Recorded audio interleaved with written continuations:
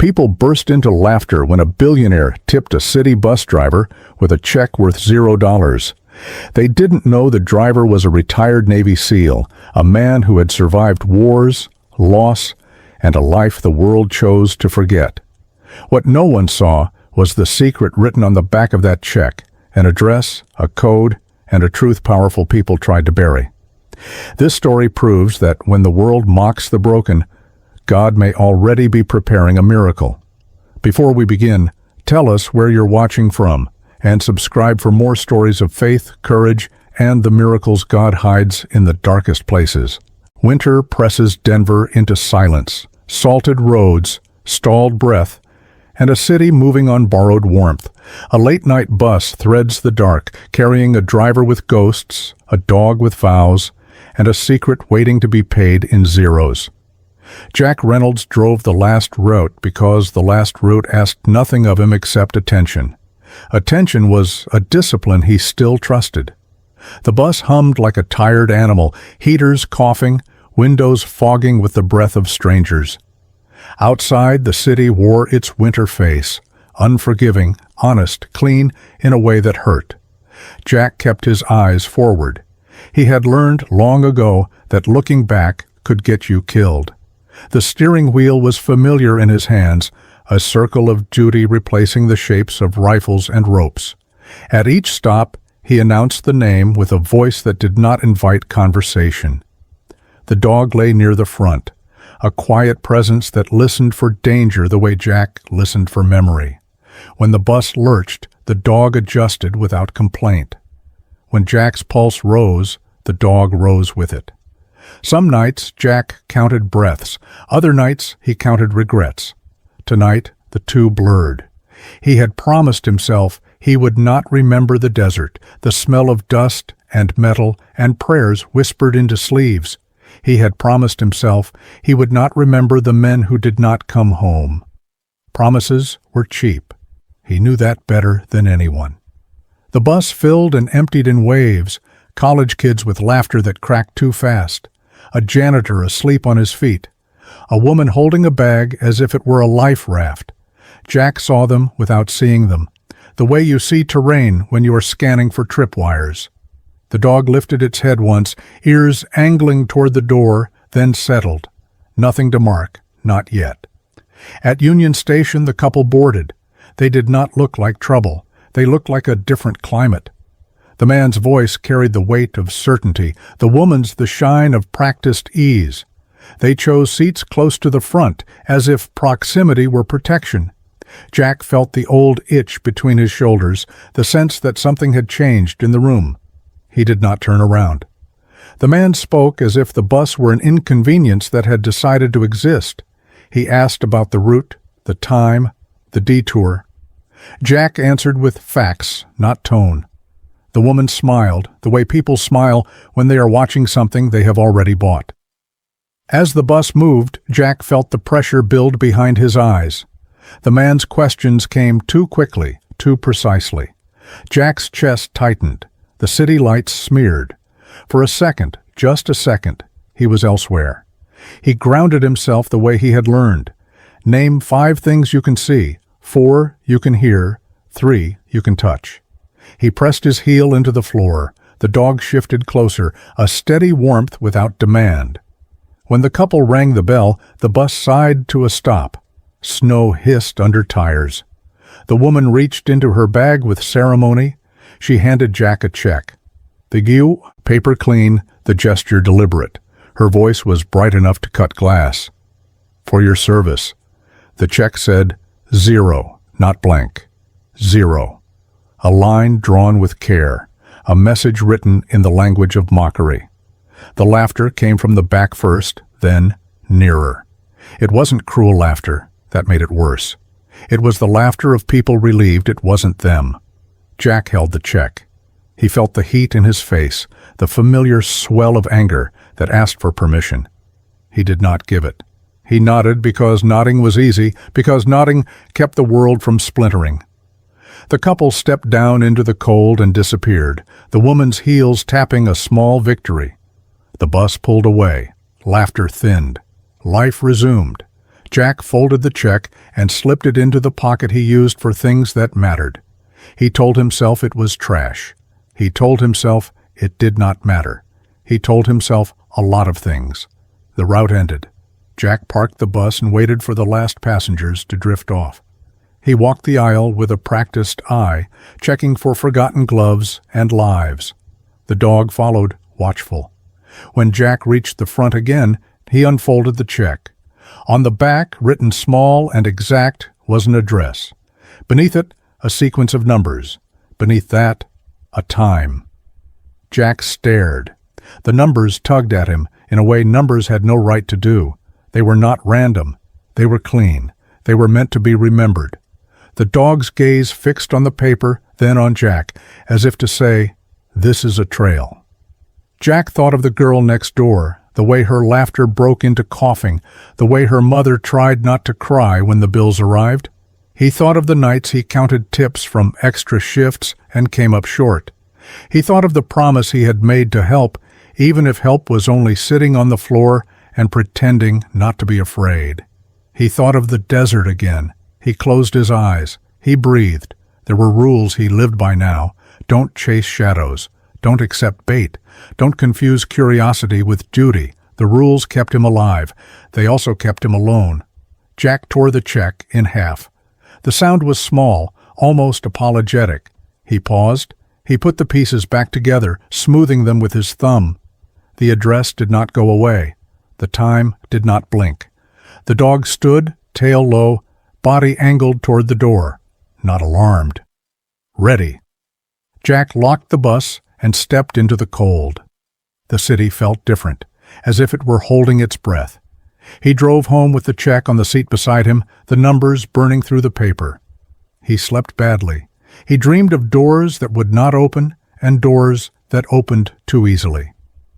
At the appointed hour, Jack stood at the address. It was not impressive.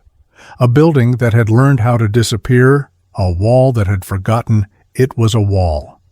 Jack pressed the numbers where instinct told him to press. A click answered. The door moved like it had been waiting. Inside, warmth and light, and a man who did not rise when Jack entered. The billionaire did not apologize. He did not smile. He spoke like a father who had practiced not breaking. "You kept the check," he said. Jack said nothing. He felt the old calm slide into place, the calm that made decisions possible. The man gestured to a chair. "You were tested," he said, and then softer, "not for anger, for restraint." Jack thought of the laughter on the bus. He thought of the zero. He thought of the girl next door. The dog sat between them, a quiet line drawn on the floor. "You know who I am?" the man continued. "I know who you were. I know who you are now." He paused. "I need a driver who can read silence." Jack's hands curled, then relaxed. He did not ask for money. He did not ask for mercy. He listened. When Jack left, the city felt sharper. The address burned away in his pocket, replaced by a weight he recognized. Purpose. Not the loud kind, the dangerous kind. He walked home through snow that softened his steps. The dog walked beside him, head high, as if the night had finally given them something worth guarding. Night settles over an anonymous industrial block on Denver's edge, where concrete remembers secrets and winter air seals them tight. Behind a coated steel door, warmth waits with questions that money cannot buy, and grief refuses to answer. The door closed behind Jack Reynolds with a sound that was neither loud nor final, just precise, like a lock doing its job without ceremony, and in that sound, Jack felt the echo of every door he had ever crossed, knowing he might not return the same.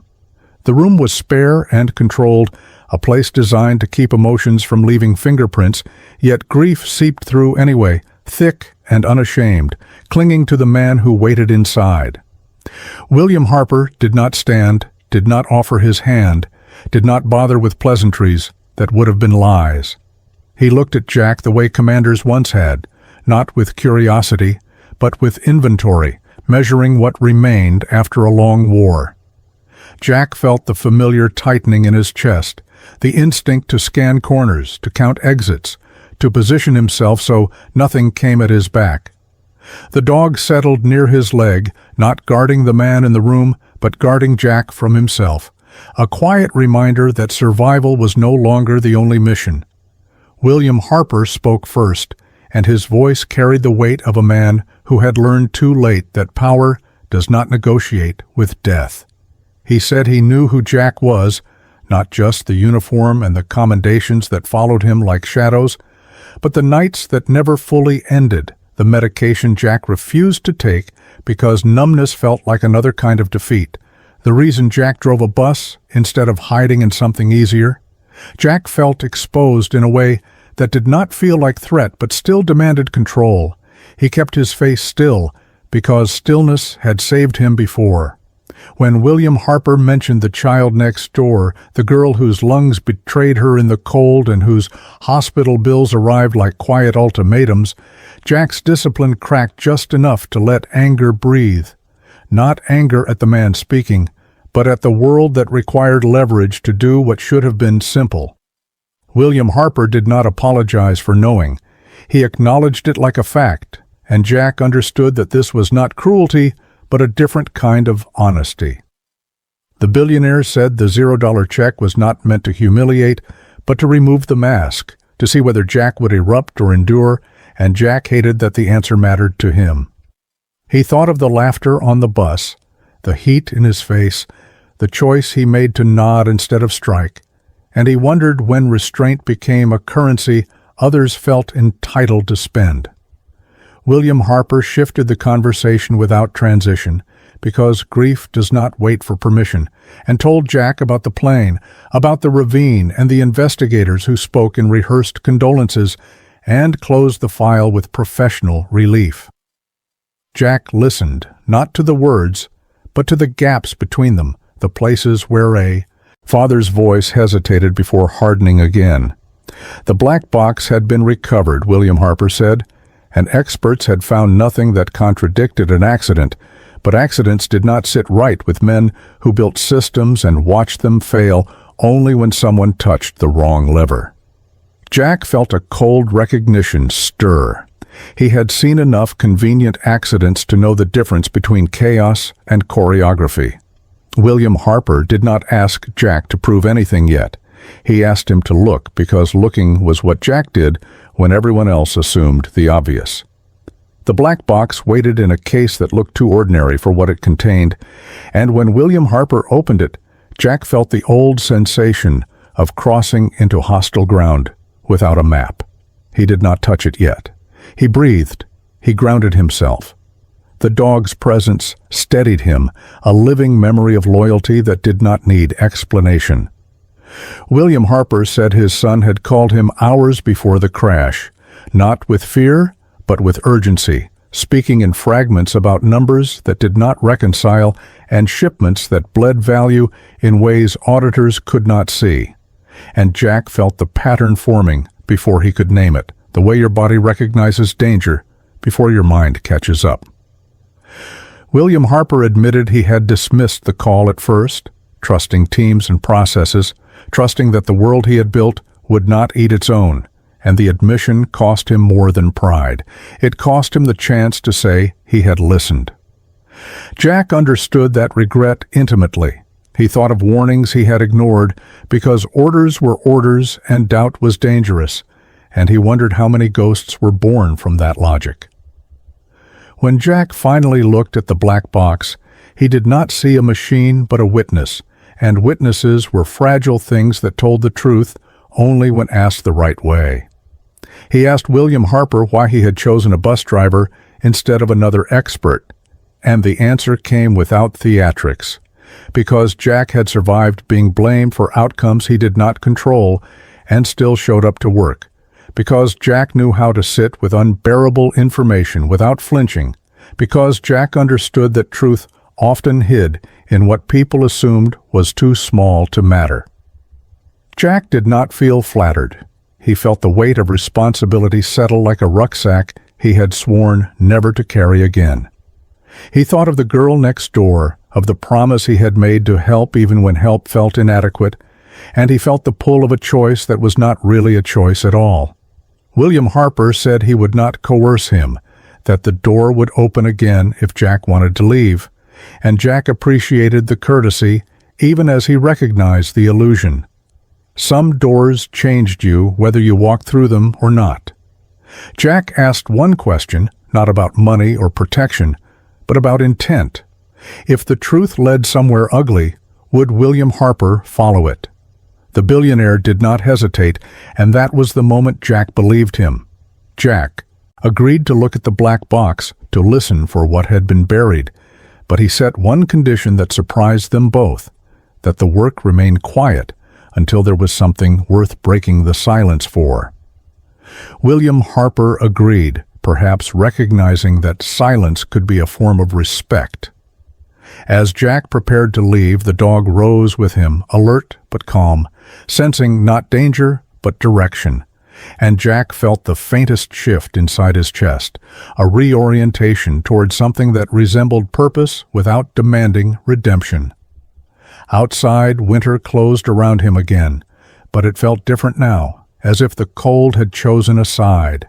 Jack stepped into the night, carrying a case that weighed less than the truth it might contain, aware that whatever lay inside had already crossed a line by surviving the fall. And as he walked away, he realized the curiosity tugging at him was not about the crash itself, but about the voice that had reached out before it happened, a voice that had tried to warn someone who had not yet learned how to listen. Before dawn, winter tightens its grip on a quiet facility beyond Denver, where fluorescent light hums above steel tables and a recovered black box waits to speak. Outside, snow rests undisturbed, as if the night itself is listening. Jack Reynolds did not rush the black box, because rushing had taught him nothing except how to miss what mattered. And instead, he let the room settle around him, letting the silence press against his thoughts until the noise inside thinned to something manageable. The case sat between him and William Harper like a third presence, heavy with expectation, and Jack felt the familiar tension of responsibility without rank, the kind that could not be delegated or excused. He asked for privacy not out of secrecy but respect, because some truths arrived only when they were not being watched, and William Harper agreed, leaving Jack alone with the machine and the steady companionship of the dog, whose calm breathing anchored Jack to the present in a way no technique ever had. Jack's hands moved carefully, not because the device was fragile, but because memory was, and every click and connection tugged at echoes of other nights spent extracting meaning from fragments left behind by people who never made it home. As the system came alive, Jack felt the old vigilance rise, the instinct to expect deception, even from inanimate things, because experience had taught him that evidence rarely volunteered itself whole.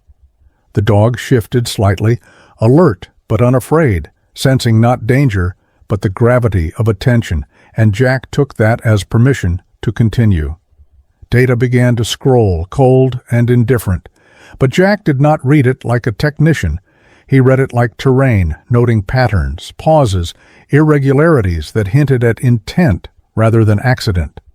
The flight parameters told a story that fit the official report too neatly, and Jack felt a flicker of unease at the smoothness of it, because real chaos left jagged edges that no amount of engineering could fully sand down. He isolated auxiliary files, the ones most people dismissed as background noise, and that was where the box began to resist, not by refusing access, but by slowing, as if reluctant to reveal what it carried. Jack waited, breathing through the impatience, remembering a lesson learned the hard way that pressure often produced lies. When the first audio emerged, it was not the cockpit chatter investigators loved to transcribe, but a call routed through a secondary channel, imperfectly scrubbed, preserved by accident or arrogance. The voice that filled the room was younger than Jack expected, steady but strained, and he felt William Harper's absence like a weight, as he recognized the sound of a son trying to be precise for a father who valued clarity. The call spoke of shipments and numbers that did not reconcile, of losses too consistent to be error, and Jack felt the pattern lock into place with a certainty that made his stomach tighten. This was not a pilot panicking. This was an analyst cornering a truth that did not want to be seen. The younger man's words accelerated, urgency bleeding through discipline as he described high-value cargo arriving light, discrepancies masked by timing and paperwork rather than force, and Jack recognized the language of someone who had stopped asking permission to be right. The dog lifted its head, sensing Jack's shift, and Jack rested a hand near it, grounding himself as the call moved toward its end. There was a pause, a breath, then the unmistakable intrusion of another presence, not announced but felt. The way danger entered rooms without knocking.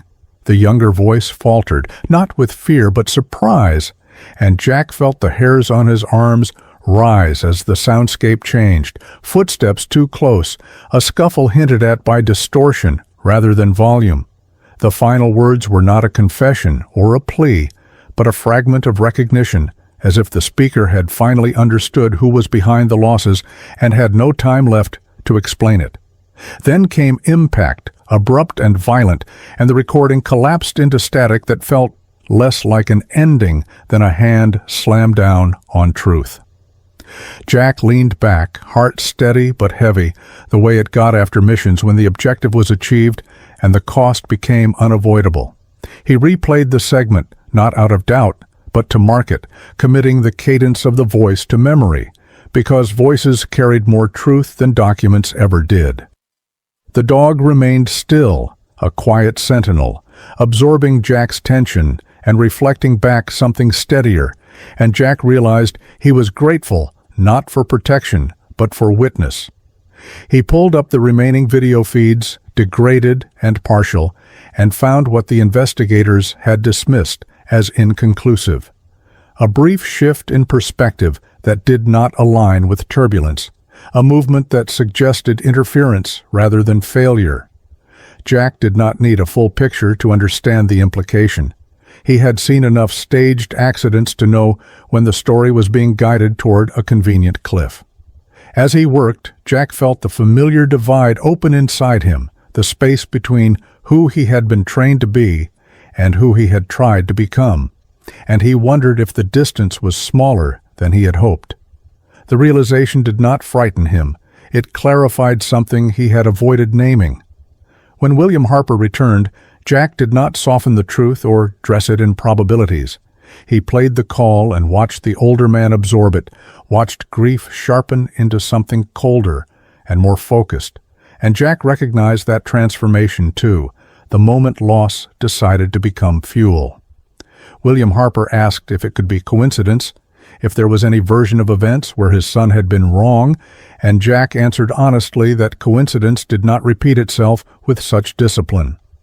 He explained the pattern, the consistency of the losses, the interruption in the call that spoke of proximity rather than malfunction, and he felt the weight of what he was giving William Harper settle fully into the room. There was silence after, not empty but charged, and Jack respected it, because rushing a man through grief was another form of violence. When William Harper finally spoke, he did not ask who did it, only whether the truth could be proven without destroying what remained, and Jack understood the question beneath it, whether justice could exist without consuming everything it touched. Jack said proof would require patience and a willingness to look inward, because the losses described were not the work of outsiders, but of someone who knew the system well enough to bleed it slowly. He did not name names. He did not speculate beyond the evidence. He let the truth stand on its own. The dog shifted closer to Jack as if sensing the narrowing of paths ahead, and Jack felt the decision forming even as he pretended it had not yet been made. He gathered the data, secured the files, and closed the case with care, aware that the black box had done its job not by explaining the crash, but by refusing to lie about it. As he prepared to leave, Jack caught his reflection in the darkened screen and saw not the bus driver he had become, but the operator he had never fully stopped being, and the recognition brought neither pride nor dread, only acceptance. Outside, the sky lightened toward a hard, pale morning, and Jack realized that the most dangerous part was no longer the fall that had already happened, but the knowledge that someone had tried to bury it, and that knowledge, once unearthed, would not stay quiet for long. Morning hardens into a pale Denver winter, glass towers reflecting a sky that refuses warmth, as a former battlefield gives way to boardrooms where silence carries knives and decisions bleed without sound. Jack Reynolds entered the new space the way he entered unfamiliar terrain, slowly, mapping exits with his eyes and tempering instinct with restraint, because the enemy here wore suits and spoke softly, and the damage they caused arrived disguised as numbers that did not scream until it was too late.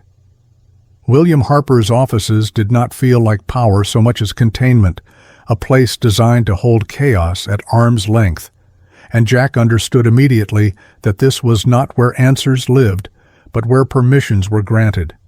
The dog remained outside, not excluded but stationed, and Jack felt the familiar ache of separation tempered by trust, because loyalty did not always mean proximity. Sometimes it meant holding ground elsewhere. William Harper explained the arrangement without ceremony, offering no title that would invite questions, no announcement that would provoke resistance, only access, quiet authority, and the expectation that Jack would see what others refused to notice. Jack listened, feeling the weight of an old role settle onto his shoulders, heavier this time, because there was no uniform to absorb blame, no chain of command to share it, only consequence waiting patiently for the wrong move. He thought of the bus routes he knew by heart, the predictable rhythm that had steadied him, and he wondered when stability had become something he mistrusted. The room filled with people briefly, introduced as functions rather than names, each presence leaving behind a residue of intention Jack filed away without effort, because reading rooms had once kept him alive and still did. As documents appeared, Jack resisted the urge to dive immediately into patterns, forcing himself to absorb context first, because context told you who benefited when facts went missing. William Harper spoke of discretion and timelines, of legal fire breaks and plausible deniability, and Jack recognized the language as another dialect of warfare, one that prized delay over decisiveness. He felt a flicker of irritation at the careful phrasing, not because it was wrong, but because it assumed the truth would wait its turn. Jack asked a single question about limits, about how far he could go before he became a liability rather than an asset, and William Harper answered honestly that the line would move depending on who was watching. Jack appreciated the candor. He could work with moving lines as long as they were acknowledged. As he began reviewing internal shipping summaries, Jack felt the same sensation he had felt hovering over maps before an operation, the quiet certainty that the terrain hid more than it revealed, and he reminded himself that patience was not passivity, but preparation. He traced discrepancies not by their size, but by their repetition, noting where losses clustered and where they did not, and he felt the story taking shape not as a single betrayal, but as a system that rewarded blindness. The more Jack read, the more he sensed resistance, not overt, but structural, a friction embedded in processes designed to look clean while bleeding slowly, and he wondered how many people had sensed it before choosing comfort over confrontation. His thoughts drifted to the girl next door, to the way small delays in treatment compounded into emergencies, and he recognized the parallel with a bitterness that surprised him. Neglect was rarely dramatic, but it killed all the same. Jack kept his questions sparse, aware that curiosity broadcast too loudly became a warning, and he learned to let people talk themselves into revealing what they thought was harmless. He watched reactions more than answers, filing micro-expressions and hesitations with the same care he once gave to footprints in dust. The absence of overt threat unsettled him more than danger ever had, because it suggested confidence, the kind that came from believing consequences could be managed. As hours passed, Jack felt the edges of his control fray, not from fear, but from the return of purpose, because purpose had a way of waking everything he had tried to put to sleep. He grounded himself by remembering the bus, the steady lines and known stops, reminding himself that this mission, like all others, would end only if he decided where it ended. William Harper checked in without hovering, respecting Jack's space while making it clear that time mattered, and Jack sensed the older man's grief evolving into something sharper, more dangerous if left unchecked. Jack chose his words carefully when he spoke, warning that whatever they uncovered would likely point inward, not outward, and he watched William Harper accept that reality with a stiffness that spoke of resolve rather than denial. The conversation did not linger on blame. It turned instead toward method, toward how to expose rot without collapsing the structure that held innocent weight, and Jack felt the familiar burden of ethical triage settle in his chest. He thought of past missions where saving one village meant abandoning another, and he hated how easily the calculus returned. As the day wore on, Jack sensed eyes on him that did not belong to security, curiosity tinged with assessment, and he adjusted his posture without conscious thought, blending into the background the way he had been trained to do. The dog's absence pressed on him then, a reminder of what he had left outside, and he felt a quiet reassurance knowing that vigilance extended beyond walls. When Jack finally stepped away from the desk, he carried with him not answers, but vectors, directions where answers might be found, and he understood that the real danger was not being wrong, but being right too early. William Harper asked if Jack was ready to proceed, and Jack felt the decision crystallize without drama because he had crossed this threshold before in other forms, other lives. He agreed to continue as a special advisor, not as a favor or a contract, but as an obligation he could not ignore, and he set boundaries that surprised them both, insisting on independence of movement and the right to stop if the work threatened innocence. William Harper accepted, perhaps recognizing that integrity was the only currency that would not depreciate under scrutiny. As Jack left the building, Winter greeted him with a familiar bite, and he welcomed it, because cold kept him present and presence kept him honest. He reunited with the dog, feeling the quiet transfer of steadiness that had become their language. And as they walked away, Jack realized that the investigation had already begun to push back, not with force but with silence that felt intentional. And he knew then that someone was paying attention, someone who would not appreciate being seen. Winter deepens across Denver, offices glowing late like watchfires, as patterns tighten and corridors remember footsteps. Beneath routine meetings and muted screens, a pressure builds that signals a system preparing to defend itself. Jack Reynolds learned the rhythm of the place without announcing himself, because attention was a resource that could be spent only once, and he chose to conserve it, moving through days with the unremarkable persistence of someone who belonged nowhere and therefore everywhere. He felt the investigation changing texture, less about finding data and more about enduring proximity, because answers were no longer hiding in spreadsheets, but in reactions, in the way people recalibrated when certain questions were asked and certain names were left unsaid. Jack watched the building breathe, noticed which departments exhaled relief when audits shifted elsewhere, and which stiffened as if bracing for impact, and he recognized the old sensation of being close enough to danger that it stopped feeling dramatic. The dog waited beyond glass and concrete, not restless but attentive, and Jack felt the echo of that vigilance settle his thoughts when his own began to fragment under the weight of anticipation. He focused on repetition, on the stubborn consistency of small losses that clustered around specific routes and time windows, and the more he traced them, the more he felt the resistance of a living system, one that had learned to heal itself by bleeding others. Meetings blurred into one another, faces into functions. But Jack listened for what people did not say, for the micro delays and hedges that betrayed a reliance on scripts rather than understanding.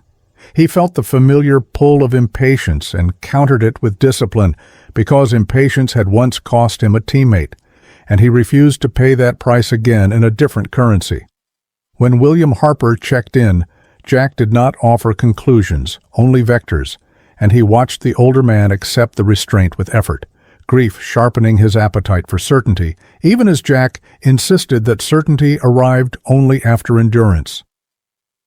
Jack's nights shortened, sleep thinning to a tactical pause rather than rest, and he found himself standing at his window before dawn, grounding himself by naming streets and lights like coordinates on a map. He thought of the girl next door and the way time compressed when breath failed, and he recognized the same compression happening here, deadlines tightening not by decree but by exposure, because someone had begun to notice the noticing. Jack sensed the shift first as absence, a file that no longer populated, a calendar invite rescinded without explanation, and he understood absence as a form of speech.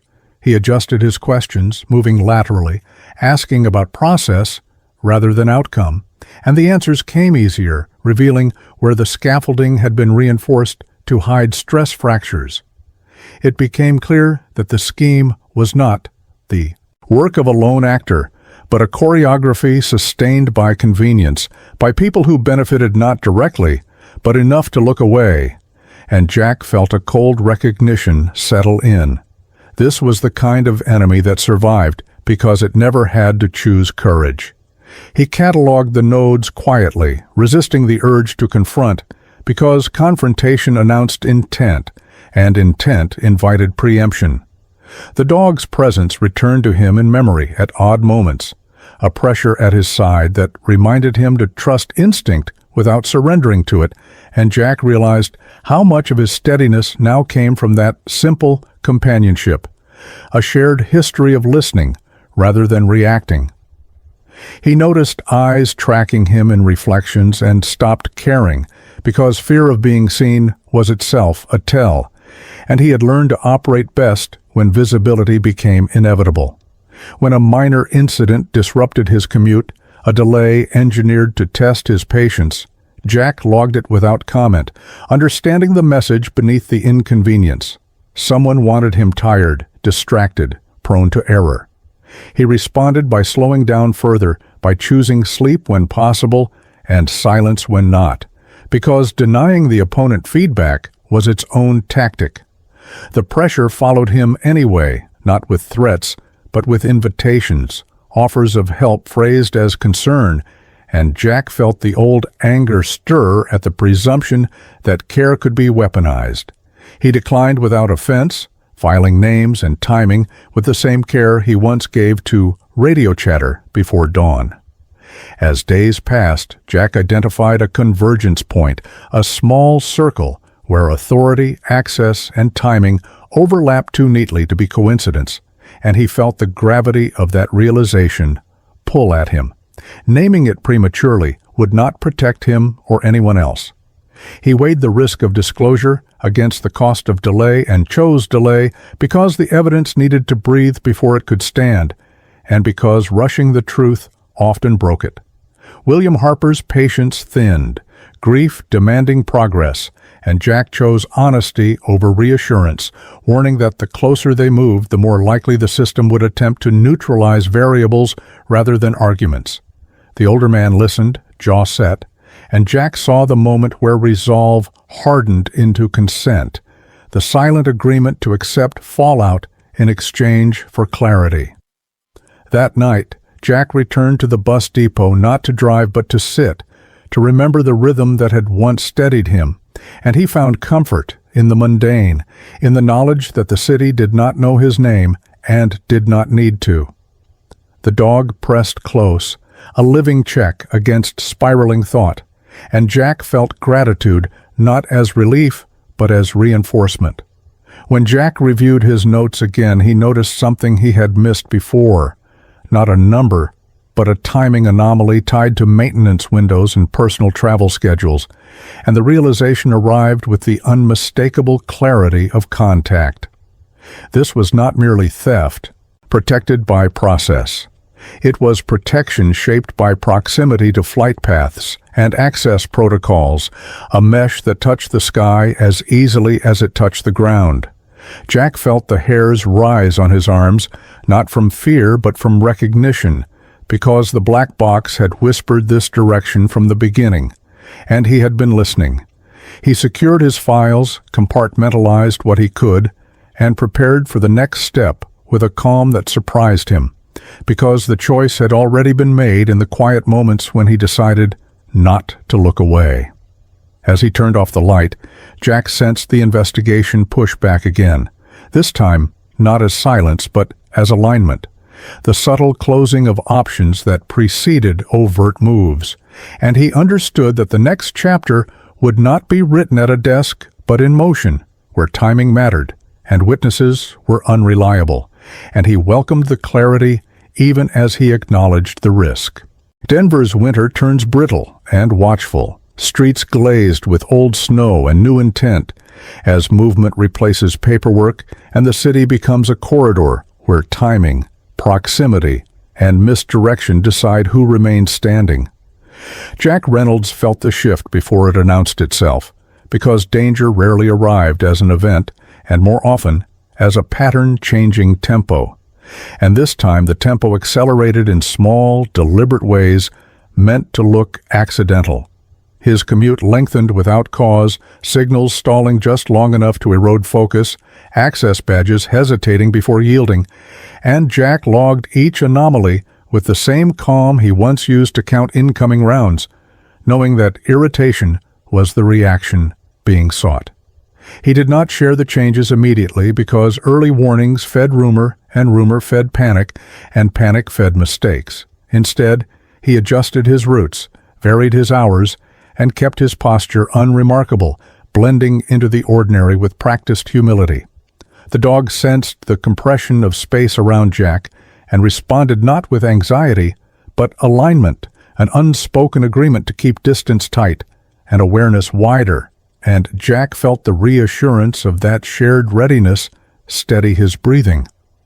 The first overt test came wrapped as courtesy, an offer to streamline his access through a new liaison whose presence felt too eager, whose questions arrived preloaded with assumptions, and Jack declined with gratitude, filing the interaction as a probe rather than a kindness.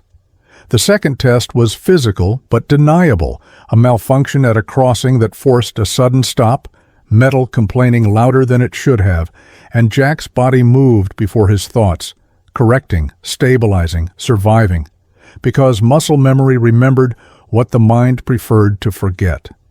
He parked afterward and waited until his pulse returned to baseline, acknowledging the message beneath the inconvenience. Proximity had replaced patience. Jack informed William Harper then, not with alarm, but with clarity, explaining that the investigation had crossed from tolerated curiosity into perceived threat, and he watched the older man absorb the information with a restraint that cost him dearly.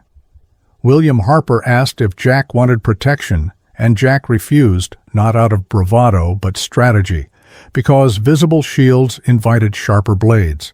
Instead, Jack asked for space and authority to move laterally, to consult records that lived outside official channels, and William Harper agreed, perhaps recognizing that trust now meant letting go. Jack's nights became purposeful, movement replacing analysis, as he followed the vectors he had mapped, confirming what patterns implied by observing the margins where systems touched people. He visited depots at hours chosen to avoid witnesses, spoke with technicians whose loyalty lay not with policy but with competence, and listened for inconsistencies that revealed more than confessions ever could. he learned which maintenance windows aligned with travel schedules and which exceptions appeared only when oversight slept, and the picture sharpened into something that felt less like a conspiracy and more like a habit that had grown bold through neglect. The dog waited through these excursions with the patience of a veteran, alert to Jack's cues, embodying a trust that did not question direction as long as purpose remained intact. And Jack felt the quiet burden of being worthy of that trust. When a file vanished mid-review, Jack did not chase it. He pivoted, understanding that pursuit announced vulnerability, and instead traced the deletion through backups and timestamps that betrayed haste. The name that surfaced was not new but newly relevant, a figure who had floated at the edge of access with plausible excuses and impeccable timing. And Jack felt the recognition land with the weight of inevitability. He resisted the urge to confront, because confrontation closed doors that surveillance kept ajar, and he reminded himself that exposure was not the goal. Proof was. The pressure increased, invitations turning to warnings couched as advice, and Jack recognized the escalation as an attempt to force his hand into an error that could be framed as misconduct. He countered by narrowing his footprint, reducing communications to essentials, and trusting the slow certainty of accumulation. When William Harper requested updates, Jack offered progress without specifics, insisting that premature naming would only alert the system to adapt, and he watched the older man wrestle with the instinct to act versus the discipline to wait. A near miss followed, this time unmistakable in intent, though still deniable in design, and Jack understood that the window for quiet observation was closing. He considered withdrawing to protect the girl next door from fallout, the thought cutting deeper than fear for himself, and he weighed the cost of absence against the cost of delay, because both carried risk. The dog pressed close that night, not demanding reassurance, but offering presence, and Jack felt the clarity that came when choices aligned with values rather than outcomes. He decided to continue, but to change posture from observer to mover, preparing contingencies that did not rely on goodwill or process. He secured copies of critical records, distributed redundancies across locations that did not speak to each other, and established a timeline that would allow the truth to surface even if he did not. The city responded with indifference, traffic flowing, lights blinking, winter doing what winter did, and Jack found solace in the anonymity that still protected him. When William Harper asked again about protection, Jack answered differently, requesting not guards but transparency, a willingness to let the truth run its course, regardless of reputational damage. And the agreement that followed was not comfortable but necessary. Jack sensed the tightening around him ease slightly, not because the threat diminished, but because the system recalculated, and he knew recalculation meant the next move would be bolder. As he prepared to leave a late meeting, Jack noticed the subtle alignment of eyes and exits, the choreography of people pretending not to coordinate, and he recognized the prelude to action. He chose a route that forced daylight sooner, valuing witnesses over speed, and he felt the familiar calm settle in, the calm that arrived when danger stopped being abstract. The dog matched his pace, confidence flowing between them without exchange, and Jack understood that whatever came next would test not his courage, but his restraint, because the final proof would require him to let the adversary believe they were winning long enough to reveal themselves. As the morning threatened to break through cloud, Jack committed to the plan he had not yet named, aware that the next step would draw lines that could not be erased, and he welcomed the weight of that knowledge because it meant the truth was close enough to cast a shadow. Dawn breaks gray over Denver, ice-glazing sidewalks and the Harper Tower rising like a cold monument as a former SEAL walks into a boardroom with a black box, a $0 check, and proof that winter's quiet has been weaponized. Jack Reynolds kept his breathing slow as he crossed the lobby, because steady breath was the first line of control, and control was the only thing that separated a measured truth from a messy confession. The dog moved beside him with a calm that did not require reassurance, the kind of calm earned by years of learning that danger was often silent and that loyalty meant staying close when a human mind wanted to sprint in every direction at once.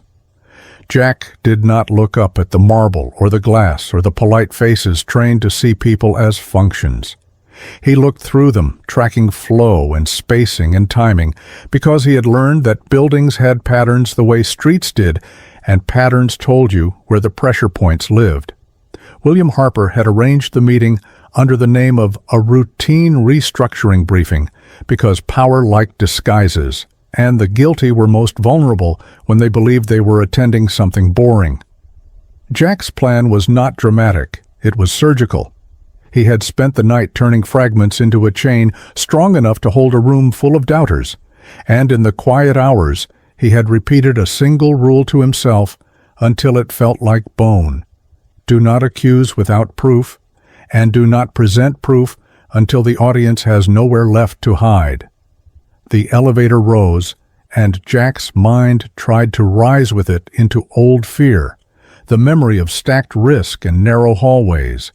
But he anchored himself by thinking of the girl next door, the child whose breaths had become shallow, not because she lacked will, but because her body had begun to fail her without asking permission. He had promised her mother he would help, and that promise was the one thing he allowed to be louder than his PTSD. When the doors opened, the floor smelled like coffee and paperwork, and Jack almost laughed at the absurdity of it, because this was where wars were fought now, with agendas and locked folders instead of rifles, and the casualties were still real. William Harper met him outside the boardroom, eyes tired, voice controlled, and Jack could feel the older man's grief humming beneath the restraint like an engine that had been over-revved for too long. There was a specific kind of exhaustion that came from trying to outthink loss. William Harper asked if Jack was certain, and Jack answered with the honesty that had cost him comfort, but saved him dignity. Certainty was a luxury, but the evidence was enough to force confession or exposure, and either would end the same way. William Harper nodded once and opened the door. The boardroom was already full, a semicircle of executives and counsel, and a few stakeholders who believed they owned the future by virtue of signing for it. Jack kept his face neutral because expressions were a kind of currency here, and he refused to spend anything before the exchange began. Someone's eyes lingered on him with mild irritation, the look reserved for inconvenient variables, and Jack recognized the look immediately because he had seen it in the field when a plan was forced to account for a human element it had tried to erase. William Harper called the meeting to order with the calm authority of a man who had finally accepted that the truth would hurt, no matter how gently it was delivered. He spoke of losses, of inconsistencies, of a need for clarity, and the room responded as it always did when confronted with uncomfortable facts, with soft language, with committee instincts, with the comforting lie that time and process could fix anything. Jack let them talk. He listened for the tremor beneath their control, for the way certain names were avoided, for the reflexive insistence that the system was sound and only needed adjustments. When the general counsel suggested bringing in outside auditors again, Jack felt a flare of anger at the waste, not because auditors were useless, but because this was not a problem of intelligence, it was a problem of intent. Jack waited until the conversation circled itself twice, because circles were where people revealed what they feared by how they tried to escape. Then William Harper introduced him without romance. Jack Reynolds, special advisor, former service, brought in to examine operational anomalies and the flight recorder connected to his son's death. The mention of the black box tightened the room like a drawstring, and Jack felt the dog's attention sharpen, not aggressive, simply aware that the air had changed. A man at the far end of the table spoke first, an executive named Graham Sutter, Chief Operations Officer, responsible for logistics oversight, a person whose authority touched everything but whose hands were always technically clean. William Harper had once trusted him because Graham had been there early, back when Harper's company was a fragile idea, and Graham had kept it moving when investors sneered, and that history was exactly why betrayal here would feel like a second death. Graham Sutter questioned Jack's credentials for corporate work with a tone that pretended to be reasonable, and Jack understood that the question was not about competence, but about control. Jack responded without ego, because ego would give Graham something to dismiss, and instead Jack said he was not there to be believed, only to show what the company's own records already knew. Jack placed 3 items on the table: a sealed drive, a printed timeline, and the folded $0 check that had started this entire chain. The room's eyes flicked to the check and away again, embarrassed by the symbol of a stunt that now had teeth. Jack explained the check only briefly. It had been a lure, and the lure had worked, and in that fact, the room was forced to confront that ordinary dignity could be exploited for extraordinary ends. Jack saw irritation cross Graham Sutter's face, just a fraction, and Jack filed it away, because irritation at the check meant the check had mattered to someone who should have considered it trivial. Jack began with the shipments because money was the language everyone in the room spoke fluently. He displayed the pattern of 5-7% losses clustered in high-value routes, paired with maintenance windows and sign-off sequences that should have been random, but were instead disciplined, repeating like a heartbeat that belonged to a single body. He did not accuse, he demonstrated. He showed how the discrepancies appeared only under specific supervisory paths and disappeared when a particular chain of custody was interrupted. He presented crane-scale weights versus manual logs and highlighted timestamps that revealed edits made during periods when oversight was supposedly offline. The room attempted to normalize it, to call it shrinkage, variance, industry standard. Jack let them. Then he introduced the black box audio, the younger Harper voice describing the same pattern with urgency, the call's interruption shifting the frame from theft to silencing. When the recording ended, the boardroom sat in an unnatural stillness, because the sound of a dead son trying to warn his father had a way of stripping jargon from the air. William Harper's hands tightened on the table, and Jack respected the restraint it took not to collapse into grief or rage. Graham Sutter spoke again, more carefully now, suggesting that grief could distort interpretation, implying that Jack's military history might make him see sabotage where there was only tragedy. Jack felt his PTSD stir at the condescension, the familiar itch to respond with force, but he grounded himself by touching the edge of the table, by feeling the dog's steady presence like a silent vow, and he answered with something colder than anger: process. Jack revealed the second layer of proof, the one designed for rooms like this, where emotions were treated like a virus and only documentation could be trusted.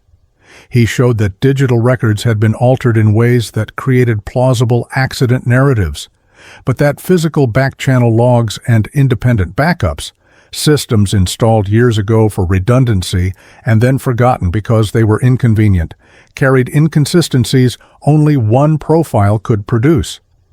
He displayed access pathways tied to a private maintenance authority, the only role with the ability to schedule the plane's service windows and alter cargo documentation without triggering standard review.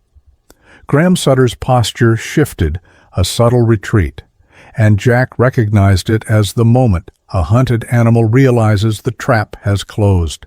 Still, Jack did not name him yet. He turned instead to William Harper and asked in front of everyone a single question. Who authorized the last maintenance override on the private aircraft, the one performed outside normal hours, the one signed off by a credential that had no business being used remotely? William Harper looked at the report and answered with a voice that trembled only once. Graham Sutter. The room inhaled. Graham Sutter tried to laugh, tried to call it administrative necessity, tried to lean on the history of loyalty, but Jack moved to the final piece. A recorded admission captured not by a hidden microphone in a dramatic hallway, but by the system's own automated call archive, triggered when Graham had panicked and attempted to pressure a technician into deleting a residual log. Jack played the clip. Graham's voice filled the room, insisting on urgency, offering incentives, hinting at consequences, and in the background, the technician's quiet refusal. When it ended, there was no debate left that could be framed as opinion. Graham Sutter's mask hardened into anger, and for the first time, Jack saw the man stop pretending to be reasonable. Graham's eyes jumped to William Harper with a look that blamed him for trusting the wrong people and blamed Jack for seeing too well. And Jack understood then that the theft had not been a side hustle, but a structure, a siphon protected by authority, and that the plane had not simply fallen. It had been made to fall because a son had threatened to unthread the weave. William Harper did not shout. He did not lunge. He simply spoke two words into the room. Security now. Two staff members entered, and behind them, a plainclothes officer, William Harper, had invited quietly at Jack's urging, because ending this cleanly required law, not revenge. Graham Sutter attempted to leave, then attempted to bargain, then attempted to frame it as a misunderstanding, and Jack watched the progression with a detached sadness, because the pattern was familiar. Denial, rationalization, hostility, collapse. The dog did not growl. The dog simply watched, and in that watchfulness, Jack felt a strange comfort, as if the world still contained something incorruptible. Graham Sutter was escorted out, and the room's remaining occupants looked smaller, as if the removal of one predator revealed how many had survived by feeding on leftovers rather than hunting. William Harper addressed them with a calm that carried steel. The investigation would widen, those who enabled the losses would be removed, and anyone who attempted retaliation would find no sanctuary in corporate procedure. Then he dismissed them all, not as a dramatic flourish, but as a necessity, because grief required privacy and gratitude required honesty. When the last door closed, William Harper's shoulders sagged, and Jack saw what remained after power. A father who had failed to listen once and would spend the rest of his life trying to pay that debt. William Harper thanked Jack without theatrics, then asked the question Jack had been avoiding because it felt too intimate for business. What do you want? Jack could have asked, for money? Jack could have asked for a title. Jack could have asked for distance. Instead, Jack thought of the girl next door and the way her mother tried to smile through panic, and Jack answered with a simplicity that surprised him. Her treatment, paid, fully, quietly, with no strings and no speeches. William Harper nodded, eyes wet but steady, and promised it would be done that day. Jack felt something inside him ease, not joy, not closure, but the smallest release of pressure, like a clenched fist finally opening. William Harper offered Jack a permanent role, a high salary, the kind of security that would make the past irrelevant on paper. Jack considered it, felt the temptation of stability, then pictured himself behind a desk while the bus route continued without him, while ordinary people carried their quiet wars alone. He refused gently. He said he would consult when needed. He would help build safeguards, but he would keep driving the bus because the bus kept him honest and because service, real service, was not a ladder. It was a line you chose to stand on. William Harper did not argue. He only said quietly that a $0 check had bought him the truth and a second chance at not being a man who looked away. When Jack stepped outside, the winter air hit his lungs like a clean verdict. The dog moved beside him, steady, and Jack realized the city felt different, not because it had changed, but because he had stopped running from his own capacity to matter. He returned to the bus depot before his evening route, sat in the driver's seat, and let his hands rest on the wheel without shaking. The $0 check stayed in his pocket, not as a trophy, but as a reminder that humiliation could be flipped over, that a bruise could hide a map, and that a man who thought he was finished could still choose a mission that did not require a battlefield to be real. That night, as the bus rolled through Denver's cold streets, Jack saw the girl's mother waiting on the sidewalk, eyes wide with relief, and he understood, without words, that the promise had been kept.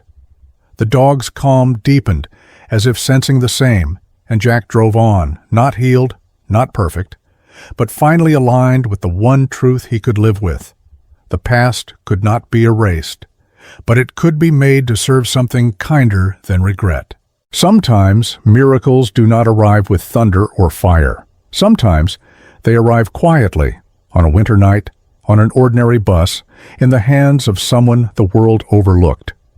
God does not always remove the storm, but He places the right soul inside it.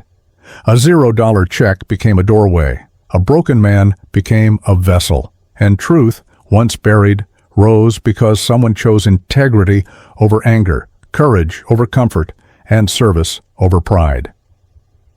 If this story reminds us of anything, it is this: no act of dignity is ever wasted, no suffering is unseen, and no life is too ordinary for God to use in extraordinary ways. If you are struggling today, remember, God often works through people, not headlines, through quiet obedience, not applause, through hearts that refuse to look away. If this story touched you, please share it with someone who needs hope tonight. Leave a comment and tell us where you are watching from.